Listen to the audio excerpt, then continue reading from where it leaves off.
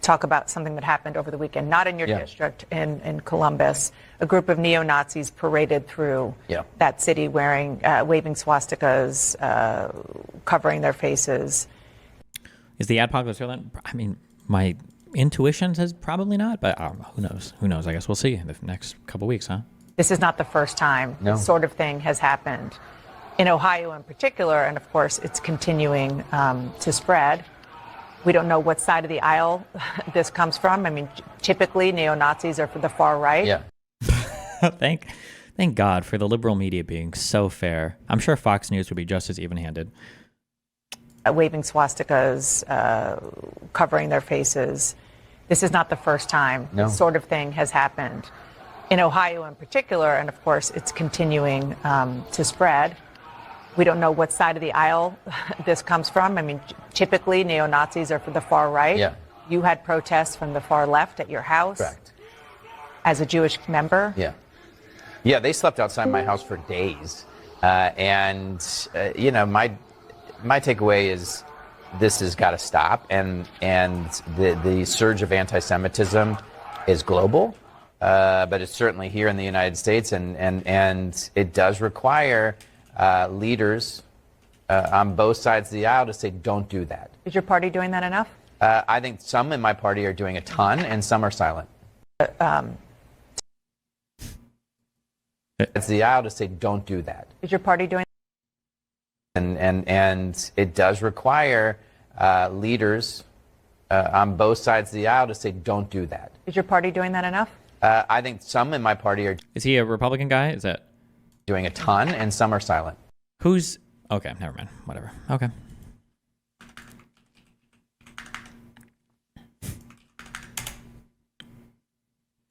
Not an SNL clip.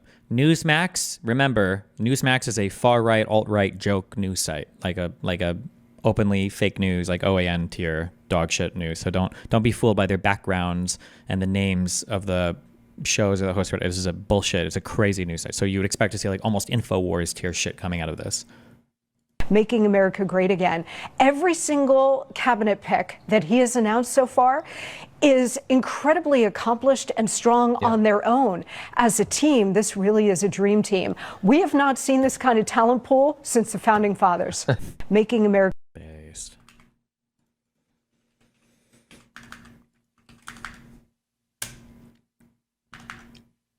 For 13 months now. Well, it's been over 13 months now since Hamas terrorists waged war against Israel. And for the past year plus, Democrats have struggled to support our ally Israel and has literally fractured the Democrat Party.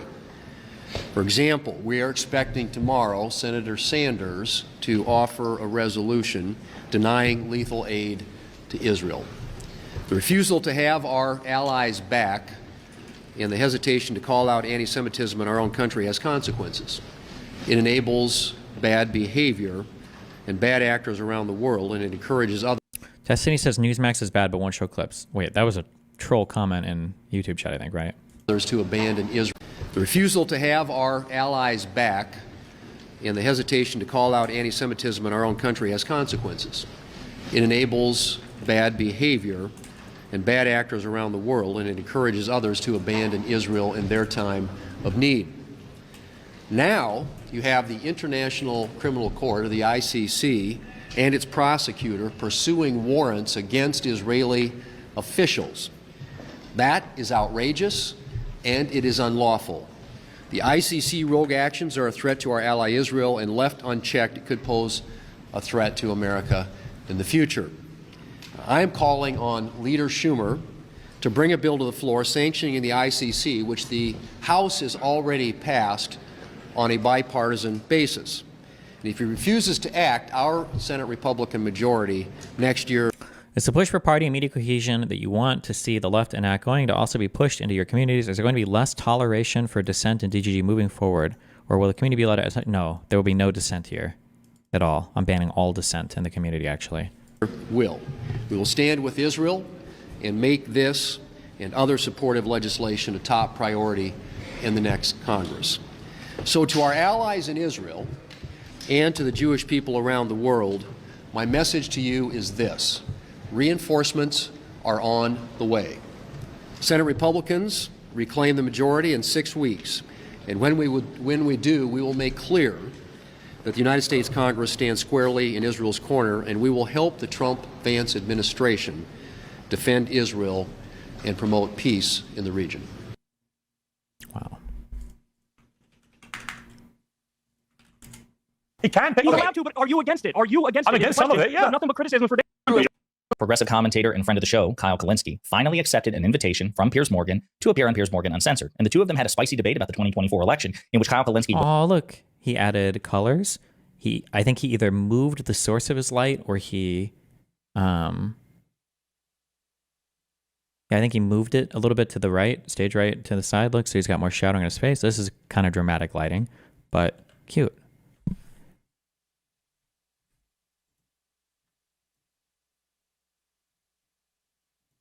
For months, I want you to hear mass... Oh, wait, hold on. 8 days ago. Oh, shit. Damn, this motherfucker makes content like crazy. Former Fox News host and Trump-supporting political comment liking this video, and you want to... Look, compare.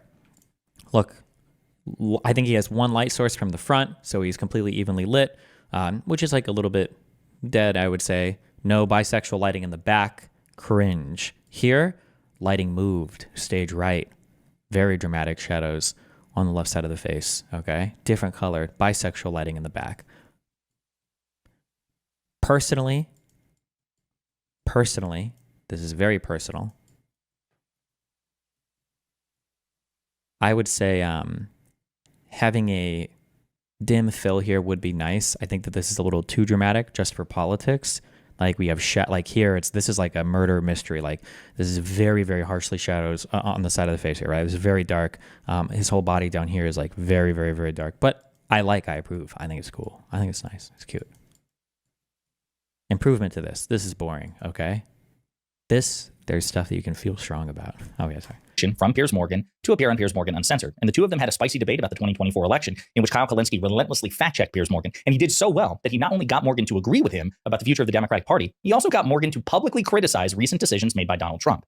Pretty damn impressive. But before we unpack all that, if you end up liking this video and you want to support the channel, please be sure to hit the like, subscribe, and alert bells before you go. All right, friends, we got a couple of clips to look at in this video. For context, for those of you who don't know, and you should like and subscribe to Kyle Kulinski's channel at Secular Talk. He hosts a podcast with his wife, Crystal Ball, called Crystal and Kyle and Friends. He is an excellent debater. He is a fierce progressive. I don't get the color theme, though. I don't think there's a theme. We just pick colors. Should be blue and red for Republican and Democrat. No, I'm just kidding. Probably just try different colors. Advocate. He reminds me a lot of Mehdi Hasan. So, for example, Kyle Kulinski will not only defend the domestic agenda of the Biden administration, he will do so vociferously, right? This is not a progressive commentator, so-called progressive, who exclusively criticizes the Democratic Party. When the Democratic Party does something good, Kyle Kulinski will not only recognize it, he will persistently defend it. At the same time, when he has principled disagreements with the Democratic Party, he's also outspoken about that as well. So much like Mehdi Hasan is with the Democrats' domestic accomplishments versus their handling of the humanitarian crisis in Gaza, he walks that tightrope, and so does Kyle Kulinski. And recently, I appeared on the Crystal and Kyle podcast with my friend Hutch before the 2024 election. It was about a month ago.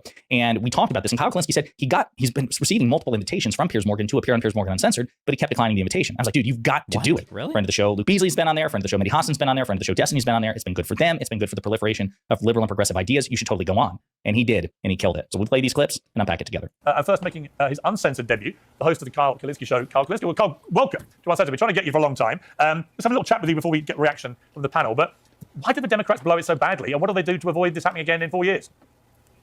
I mean, the simple answer is that Kamala Harris kind of codes as a technocratic status quo manager, and Trump codes as a change agent. And so, I mean, to sum it up as simply as possible, voters just thought he's going to deliver more change. She's more of the same, and they broke for him. So again, so far, right on the money. The polls initially showed prior to the election that for some reason, Vice President Harris was seen as the change candidate, even though she was the incumbent vice president, to President Biden, who's been a great president domestically, as far as I'm concerned, but is unpopular, whether we like it or not. So that left a lot of us scratching our heads. Maybe it was because she was only the vice president and not the president, whereas Trump was president, and that's why people were more inclined to give her the benefit of the doubt than Trump. But if you look at the exit polls after the votes were tabulated, when push came to shove, more people thought that Donald Trump would be the disruptor and the change candidate than Harris, who would be more of the same. As we've just discussed, there is a global anti-incumbency sentiment that has just absolutely decimated incumbent governments in Western democracies, not just liberal ones, not just the Democratic Party here, but also even like the Conservative Party in the United Kingdom. So I do agree with Kyle that at the end of the day, if you had to look at a single variable which cost Harris the election, it was that. Who would you like to see run the party now? I mean, what's the future of the Democrats looking like to you? Jon Stewart. I've been pushing that since the day Trump won this time around, because what we need is, honestly, a controversial, charismatic celebrity might make all of the difference, but it's that mixed with Bernie Sanders' policies of actually delivering social democracy for people, raising their pay, getting them health care. I think that's the magic stew. And honestly, I think it's I'm being super nitpicky here. Charismatic celebrity that since the day Trump won this time around, because what we need is, honestly, a controversial, charismatic celebrity. It's not so much that you're controversial by choosing to be controversial. It's that you're controversial as a byproduct of your authenticity.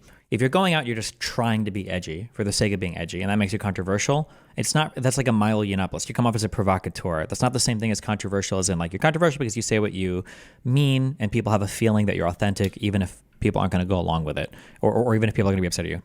He probably agrees. I don't think Kyle would even disagree with that, but just like clarifying that. Celebrity might make all of the difference, but it's that mixed with Bernie Sanders' policies of actually delivering social democracy for people, raising their pay, getting them health care. I think that's the magic stew. And honestly, I think it's a shame that more people aren't talking about the controversial, charismatic celebrity portion of Trump being so successful, is that you can't keep the cameras off him. He's entertaining. Love him or hate him, you can't stop watching him. And so we need to sort of mirror that on the left. And I think the way of doing that is Jon Stewart. So I should also say Cenk Uygur, who also appears on this panel, is somebody who has long advocated for Jon Stewart to step up to the mantle. I will also say that in addition to being hilarious, Stewart is somebody who has a long history of political advocacy, right? So he's not just a political commentator. He's not just a political satirist. This is a guy who has advocated for, healthcare for 9/11 first responders and veterans, and has actually impacted, not just gone viral. He has had a measurable impact on U.S. policy. The PACT Act, which expanded veterans' health care, that was in large part because Jon Stewart used his bully pulpit to pressure Republicans into folding. Same thing a few years ago under the Trump administration with 9/11 first responders. He again got Republicans to fold and to, fund 9/11 first responders health care, I think perpetually, at least for decades to come. So again, Jon Stewart, if the future of electoral politics is populism and that there's this zeitgeist of celebrity influence where we have... To be fair, Trump wasn't the first celebrity president, Linfeo. Who would possibly compare to Trump's celebritydom? Reagan was nowhere near as popular as an actor as Trump was. Yes, go ahead and everybody. I'm going to get a drink while you fucking retards. I'll spam Reagan in the chat because he's going to fucking kill Who Cares movies. One sec. Oh, true. Have to have celebrities. I think Jon Stewart's probably the best we could possibly go with. So again, A+ analysis so far. I would add to that what Bill Maher's been warning for a long time to liberals, speaking as a liberal himself. And I'm pretty much where he is politically, I think. I feel the same way. And I know you've been keen to say, look, Kamala didn't mention any of these woke issues, whatever, but she's very much associated with a lot of those woke issues. Reagan was insanely popular in terms of branding as an actor. Maybe not as popular as Trump prior to entering politics. Reagan slammed Carter in the 1980 election. Yeah, but Reagan was a governor first, right? Certainly voted in line with a lot of the more progressive stuff, like allowing transgender athletes in women's sport and so on. So she's seen to be a progressive who then moved rapidly to the centre when she got the nomination, and it was all too much of a screech for people, probably on both sides. But this whole woke ideology, I don't mean the original woke ideology of raising awareness for racial and social injustice. I mean the way it's become a kind of new form of fascism, where the far left just basically want to cancel, shame and humiliate absolutely anybody who disagrees with them about anything. Do you accept that has become a problem, a stick to beat the party with, which actually really damages them electorally? Before Kyle responds, note what Piers Morgan said, that it's actually the left and the Democrats who are fascist and fascistic because they're woke, right? Kyle Kalinske is going to lay out why that's ridiculous, this idea that the Harris campaign was overly woke, or even as woke as Republicans desperately want the people to believe that the Harris campaign was. But this is the same Piers Morgan who clutches his pearls and freaks out anytime that the Democrats refer to Trump as fascist, right? What's the current pre-2016 Trump level celebrity? I've only known him as a politician. I think Trump probably peaked, I want to say like 2010. I don't know if that's true. When was the peak of The Apprentice?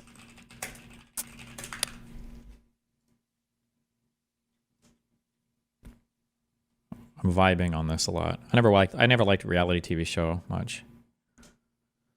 Viewers in millions.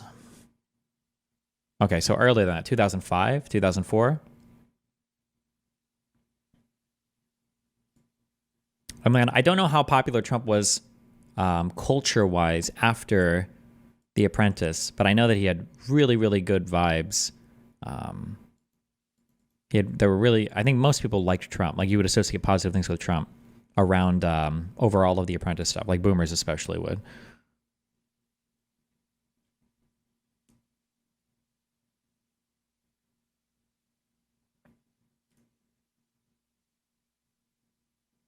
A lot of rappers liked him and celebs liked him. Yeah, maybe, yeah.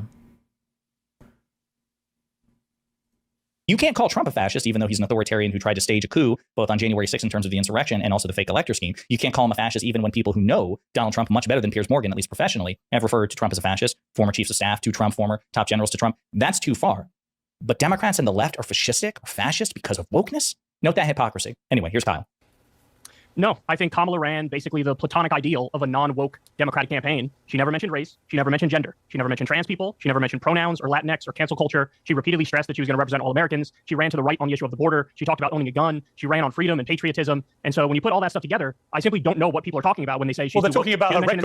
Hang on. They're talking about her record as vice president of the Biden administration, where they never stopped talking about this stuff for nearly 4 years. So you can pretend when you get the nomination, whoa, I'm a centrist. I'm a gun-toting Rambo, by the way, as well, to all you Second Amendment people. But actually, if you judge her on what she said and did in 4 years, she was a progressive left person. And to pretend otherwise is to just ignore what went on in that period. What I'm much more concerned. So Kyle's about to lay into Piers Morgan pretty well here, but I just want to refer you all to a tweet you should definitely, if you have Twitter, you should definitely check out. So Kyle has spent a lot of time debunking this notion. Okay. I realize I got all this. Wait, we have to watch this. Sorry, everybody's gonna spam fucking chat. I'm doing emails. What is this? Link me this retarded rocket shit. Okay. Start at the bottom. There you go. To help dissipate all that heat, all that sound, and then the engine starting up in 3 different groups, and then about a second after T0, we should see liftoff. About 2.5 minutes into the flight, a little bit longer, we'll see hot staging, and that's when we're going to be listening really close on those loops to see if we're going to be bringing the booster back for a catch today. Do always want to caution, it's never a guarantee. We've done this once. We'll see if we do it again. We're only going to do it if the booster and the tower are looking really good before we attempt to bring it back here. But coming up on a minute, not tracking any holds on the board right now. So as long as we don't have any last second things, which do happen. All right, flight director just confirmed T-minus 1 minute.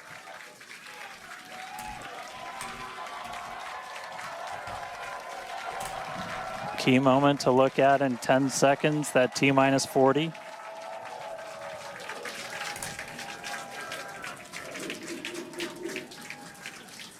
And we flew right through that.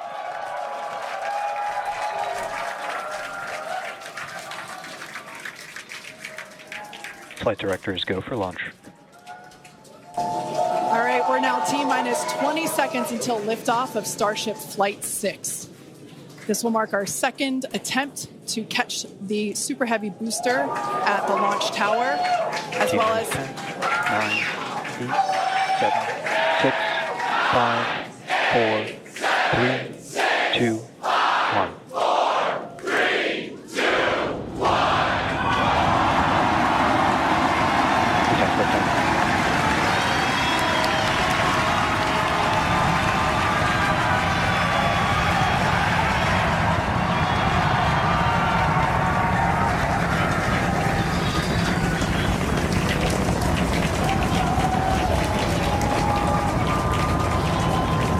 Vehicle is pitching downrange. Booster Raptor, chamber pressure nominal.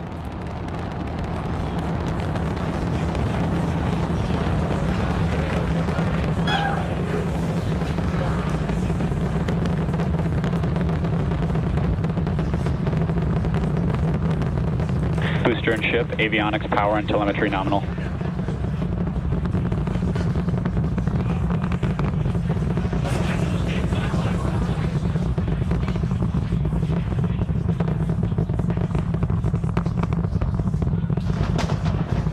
All right, we're just a little over a minute maximum into flight. Dynamic pressure. We're about 6 miles away, so all the sound's still hitting us here. Hearing good call-outs that power telemetry nominal, that's flying straight and true. We do see all 33 Raptor engines lit up on telemetry screens.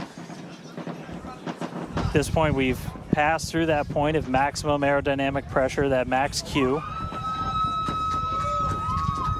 Now, coming up in just a little over a minute from now is going to be hot staging. So we're going to see the 6 engines on the ship ignite while still attached to the booster. Just before that, we'll see all but 3 center engines on the booster shut down. In what we call MECO, it's most engines cut off instead of main engine. And so while we continue to watch it go up, A lot of our flight controllers looking at all the systems around the tower. Again, we have to send a manual command.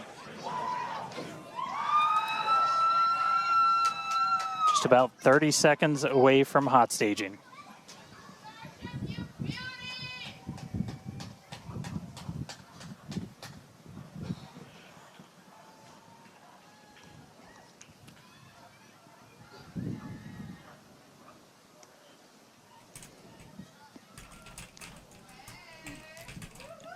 And we heard the tower is go for catch. Booster engine cut off.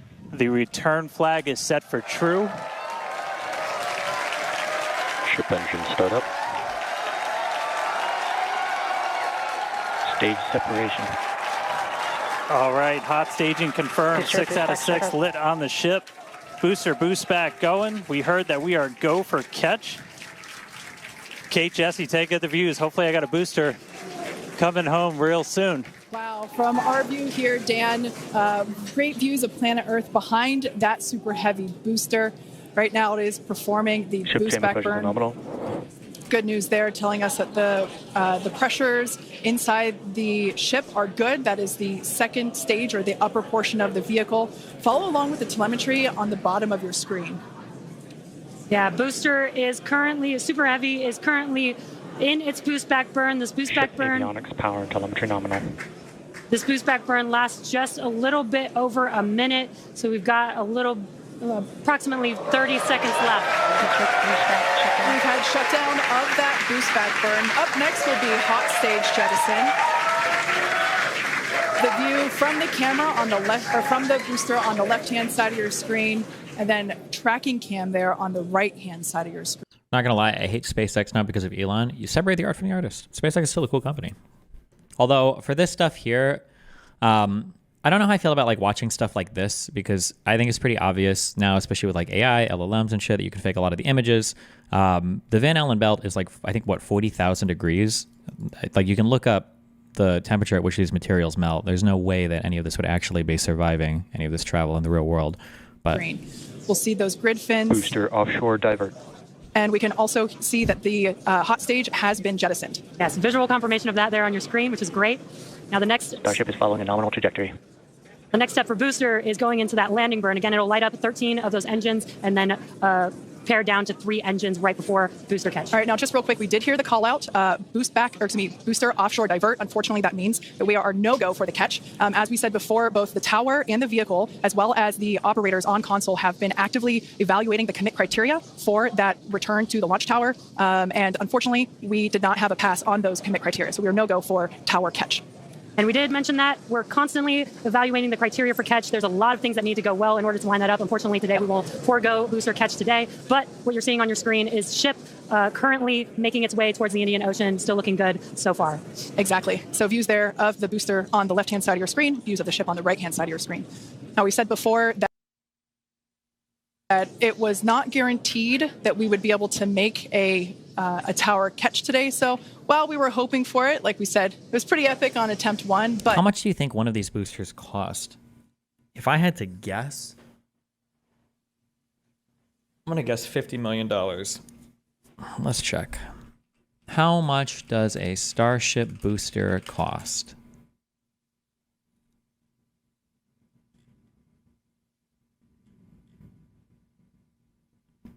Oh, AI answers. Where does it come from?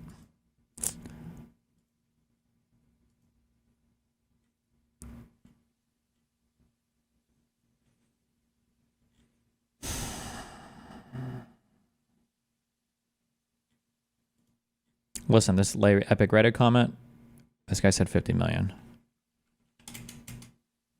Oh, 100 to 150 million for booster Starship stack. Who knows? Okay, don't care.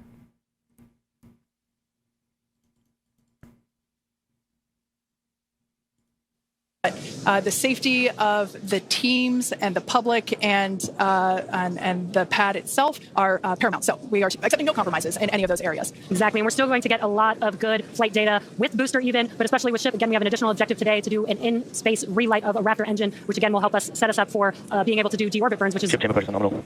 which is important for orbital flights. And what you're seeing on your screen is a view from Super Heavy as it's making its way back down to Earth. Yeah, once again, we are attempting an offshore landing of the Super Heavy booster. So we have seen this before, and it is still very fun to watch, watching it come down for a soft splashdown off the Gulf Coast of Texas. We can see it there re-entering. We saw earlier those grid fins. There are 4 hypersonic grid fins. We can see that the landing burn has begun on the Super Heavy booster. And same pattern, 13 engines of light, gone down to 3 just as we expected. And what an incredible view of splashdown that we got today of Super Heavy. Yeah, I'm sure the buoy cam views will be pretty awesome once again. So we'd like to confirm a water landing once again for the Super Heavy booster. Congrats to the SpaceX team. I'm curious, how many rocket launches need to happen, and what percentage does the success rate need to be for catching it for all of the R&D into catching these having made sense? Like, I'm actually pretty curious about that. I wonder what the success rate needs to be and how many launches they need to recoup the costs on all that. For making that milestone as well. Now, ship continues to look good. We can see that it is, while all of that was happening, the crowd here in Hawthorne continuing to react to all these amazing views that we're getting. The next milestone is Starship is in terminal guidance. Great news there. Starship terminal guidance, referring to what we see here on our screen. Probably not many, right? Because it costs so much to clean a splashdown rocket. Does it? My guess is they would probably need to fire quite a few rockets, and they'd need to have a pretty good success rate to make all of the R&D and the capture worth it. Like, there's a chance that this project was actually a huge mistake and it will never be profitable in terms of at least like capturing the rockets. They should have just focused on just shooting cheaper rockets into space and cutting costs there rather than trying to capture them. But I don't know what the curves on all that look like. Upper stage at about 8 minutes 35 seconds or so, we have ship engine cutoff, which will be the cutoff of the Raptor engines. We can see on our screen ship giving us some incredible views brought to us by Starlink. This view is also very interesting because we can see basically the receding tile line that we referred to earlier, where we mentioned we have removed a number of heat shield tiles in order to test out and push the envelope on the ship and demonstrate what its capabilities are. Ship engine cutoff. And there we just heard a call out for SECO, ship engine cutoff. Great news there. Everything continuing to look awesome for ship. Full view looking aft on ship here. Ship FTS is saved. Nominal orbit insertion. There's that call out we were waiting for. Confirmation of good orbital insertion for ship today. It has been a very exciting afternoon so far. We'd like to send it back over to Dan, who can give us that live view experience. Dan, once again, are you okay after witnessing another Starship launch? Yeah, totally fine. You guys have to be jealous. This is the only way to do this. This is fantastic. No, it was really cool to see a lift off 33 out of 33. Didn't go for the booster catch today. Initially, we were good, and then we tripped to commit criteria and did the offshore divert. So we went and did that water landing, as everybody saw. We'll dig into it a little bit more. There's a clip from Neil deGrasse Tyson about that. Basically says, imagine if we threw away the plane after every flight. I imagine the cost savings are massive. I mean, it doesn't. You should be careful on that. Some things are very unintuitive depending upon what you're spending money on and what you're investing in. Like, for instance, I think for an average consumer, it never makes sense to buy platinum-rated power supplies for power efficiency because the money that you end up saving will almost never outstrip the additional cost you would have spent versus just getting like a gold or whatever. It's just like an unintuitive thing. But like people look like, oh, I've got a platinum-rated power supply, I'm saving so much in energy. Not really. Like a few dollars, I think, maybe a year. It's not much depending on your power consumption and everything. So obviously for rockets, it might be different, but there's a world where instead of investing so much in catching, they just invest money in more disposable rockets. And if the catch rate is only ever, like maybe it needs to be 98% to be effective. And if it's like below that, it would have just been cheaper to use it. But maybe not. I don't know the actual numbers on like any of this. So.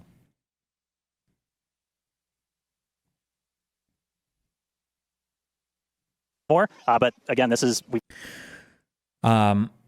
The reason landing rockets doesn't make sense is that you have to launch that fuel. You lose the efficiency of propelling an empty rocket. True, but you gain the efficiency of not having to recreate and ship and do everything else for a whole rocket, right? It's like pros and cons to everything, right? We've done it once. We've now done it twice. We're going to keep trying to do it as this is just a core capability of Starship and what's going to make it so incredible. There's a lot left. We're just about almost 10 minutes into this flight, so about 50 plus minutes still to go. Ship nominal orbit, so it's on its way around the planet. It's going to attempt to do an in-space burn. We're going to light one of those Raptor engines, the sea level ones in the middle, just to help demonstrate that we can relight in that microgravity environment. Really critical for deorbit burns as we start to do some orbital missions in the not too distant future. And then following that, we'll see a ship entry, maybe a splashdown. As you guys said, we're really going to be pushing ship on this one. We're pretty much intentionally putting it in places. Oh, true. It also depends on how much work is needed to relaunch the same rocket. Yeah, true. This is where we expect it might not do so great, and all that to try and help us learn, see if we're a little too conservative, and then maybe that opens up more capability for when we start catching them. But I'll check back in with everybody in a little bit. I'm going to tune in and watch the ship fly around planet Earth, and hopefully we see it re-entering in the not too distant future. Back over to you guys. Stand. Development testing, by definition, is unpredictable, which we saw with super heavy splashing down in the Gulf of Mexico today, but that is exactly why we test. As is standard for these tests, the area around the pad and along the flight path was cleared prior to launch, and we expect the road and beach to remain closed until further notice. Yeah, testing development flight hardware in a flight environment is what enables our teams to quickly learn and execute design changes and hardware upgrades to improve the probability of success in the future. Please do not attempt to approach the booster in the water for your safety as well as for that of our team that will be working on recovery. Now, we are going to continue, though. The mission is not done. Exactly. The mission's not over. Ship is still coasting, but it has been nonstop since liftoff, and with the booster having completed its job for the day, we are going to take a short break for the next 35 minutes or so while ship continues to coast before reentry. Now, as with previous flights, Starlink may enable us to talk to the ship through reentry with no communication blackout. Now, we are still testing Starlink during this phase of flight, so nothing is completely certain. Yeah, so if we do have views, we will be sure to bring those to you live. And of course, one of those views include that of our, as we said before, surprise payload, the banana. And we are looking forward to it. So we're going to come back in a few minutes, around T plus 35 minutes. Exactly. Views or no views, we'll see you back here at T plus 40 minutes for our coverage of Starship's reentry, flip maneuver, landing burn, and hopefully see a splashdown.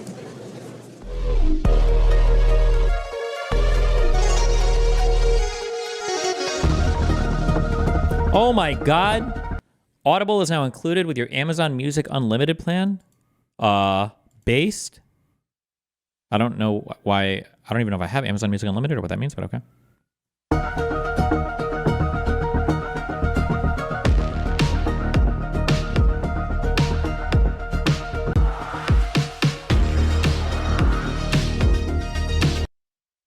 People are talking about landing on Mars. I don't know what the point is of... Do we have a good point to go to Mars yet, other than just like scientific interest and discovery? Which I agree are cool reasons to go to Mars. But I don't know, like, commercially...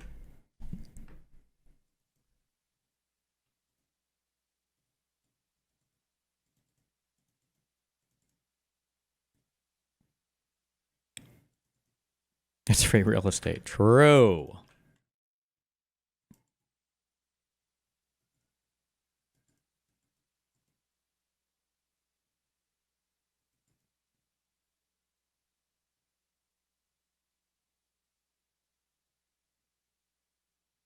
Is it, in terms of like terraforming like a planet to be more livable, would it be easier to do Mars or Venus? Is there a YouTube video on this?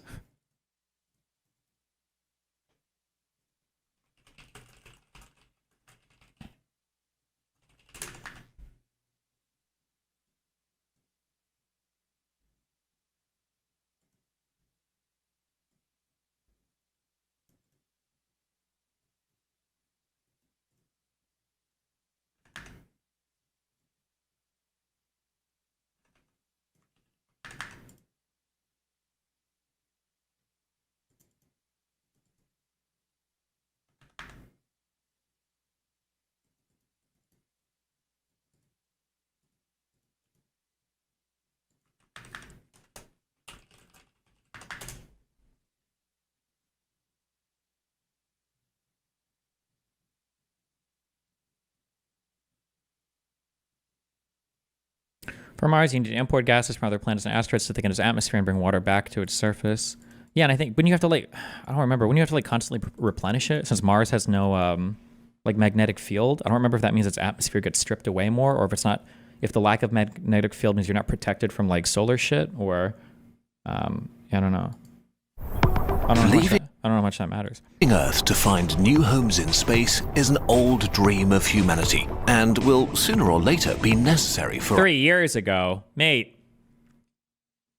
Our survival. The planet that gets the most attention is Mars, a small, toxic, and energy-poor planet that just about seems good enough for a colony of depressed humans huddled in underground cities. But what if we think bigger? What if we take Venus, one of the most hostile and deadly places in the solar system, and turn it into a colony? Not by building lofty cloud cities, but by creating a proper second Earth. It might be easier than you think.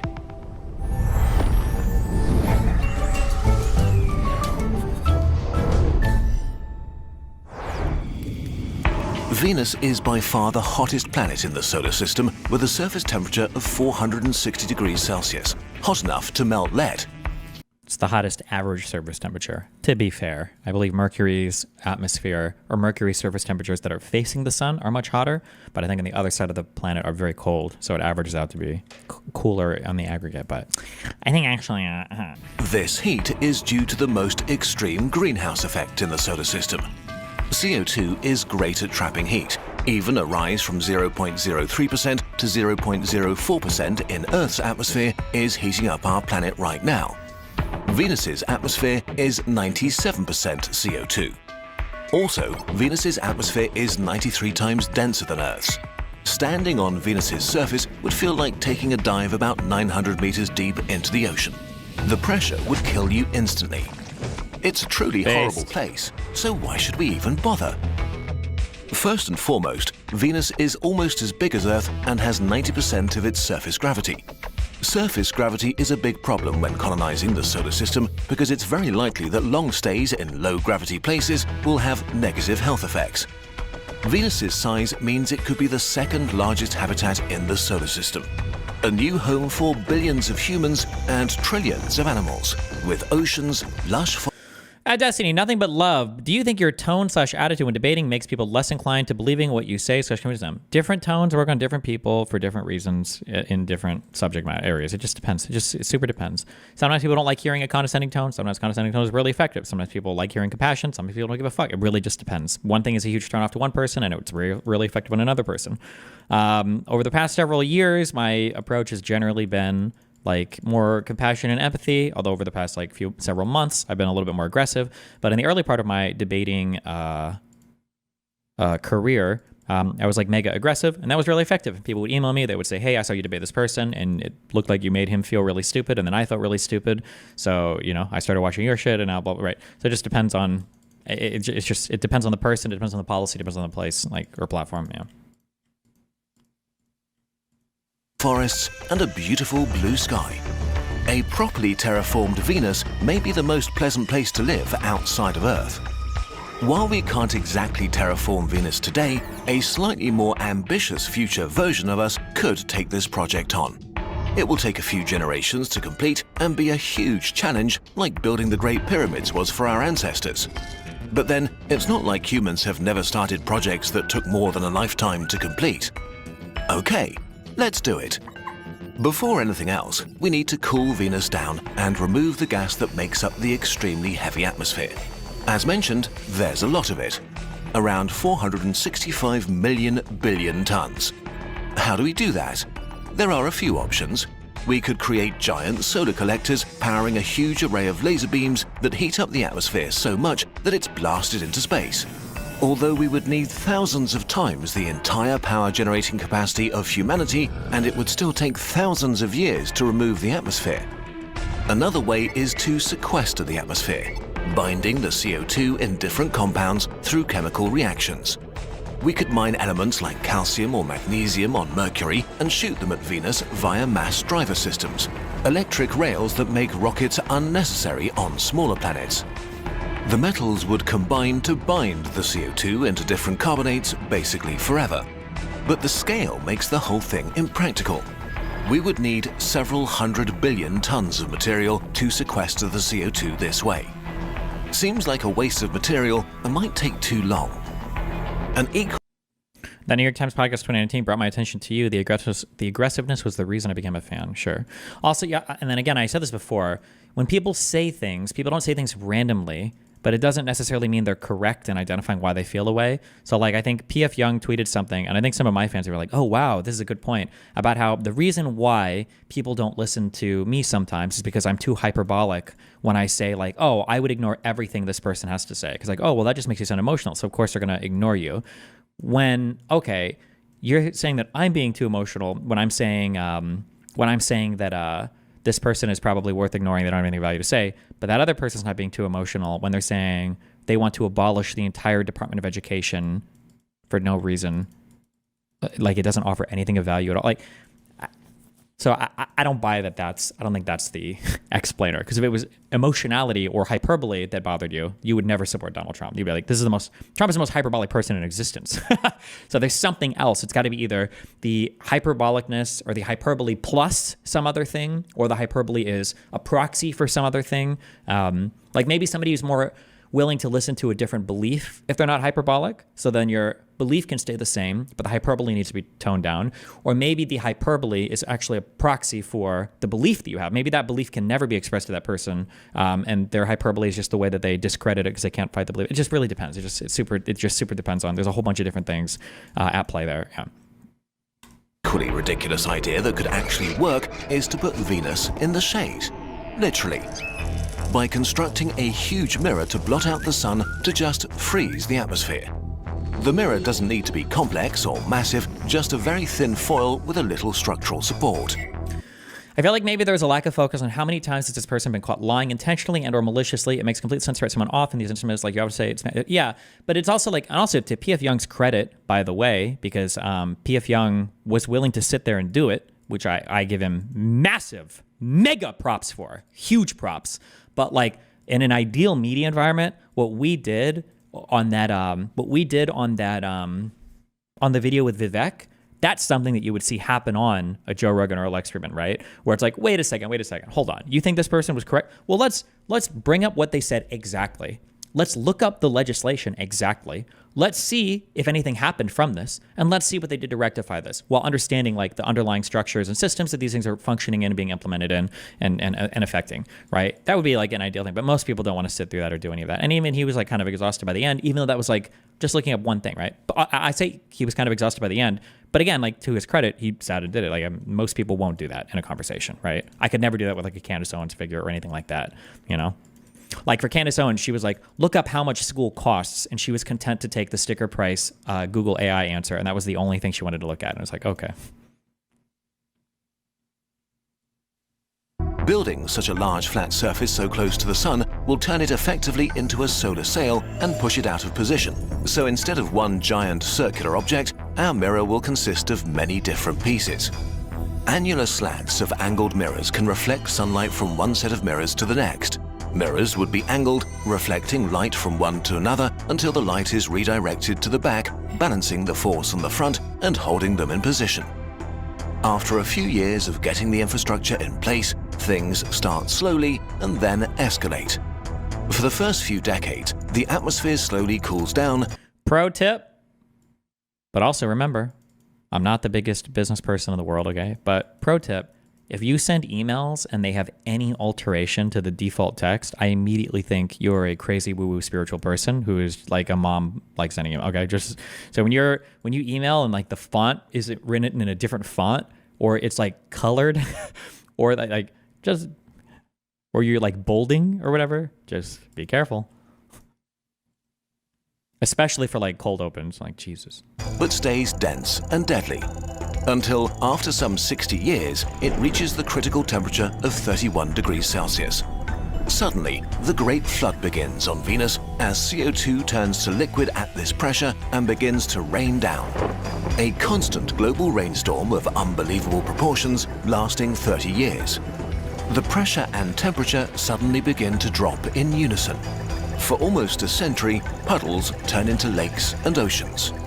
The surface temperature is now minus 56 degrees Celsius and the pressure has dropped to only 7 times the pressure on Earth.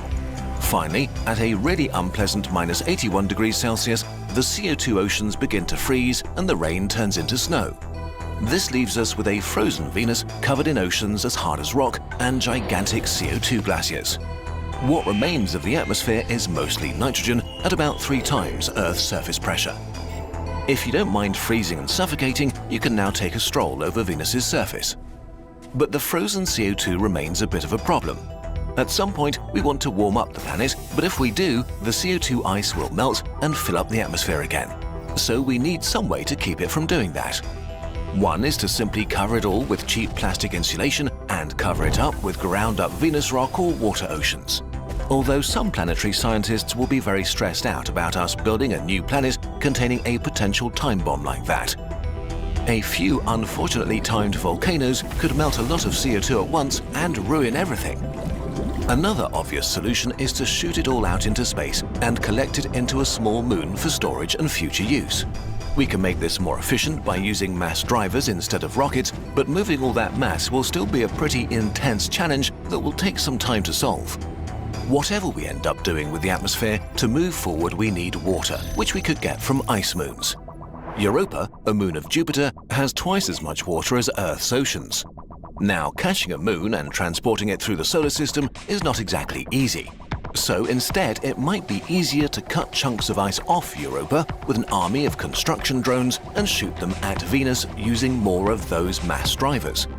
Space tethers could save us a lot of effort and energy here. We made a whole video explaining how they work, but in a nutshell, they are slings that can take a payload on both ends. Get it? On Europa, they do most of the work needed to catapult our ice to Venus. The ice hits the Venus tethers, which gently drop it into the atmosphere, where it falls down as snow. In exchange, the Venus tethers get to catch CO2 ice shot up from below and accelerate it into orbit. We can remove excess nitrogen using this same method to further... Okay, I'm done with my emails. I don't care anymore.